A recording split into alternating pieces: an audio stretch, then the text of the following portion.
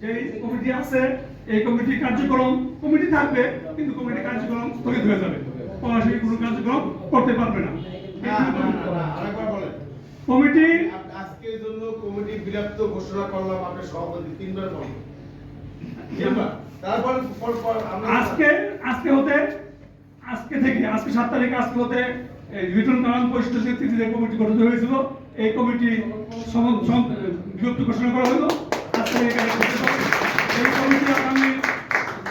এই কমিটি আগামীকাল থেকে বিলুপ্ত হলো, ঘোষণা করা হলো। আমরা এখন থেকে কেন্দ্রীয় কমিটিকে আমরা একটা পত্র দিব।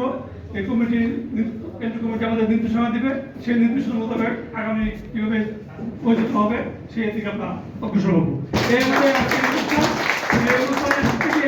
যারা আমাদের সার্বিকভাবে সহযোগিতা করেছেন, আমরা কুশিয়ান পরিষদের সাবেক, আমি এখনই ঘোষণা করলাম সাবেক নেতৃবৃন্দ এবং আমার উপস্থিত যারা আমন্ত্রিত অতিথি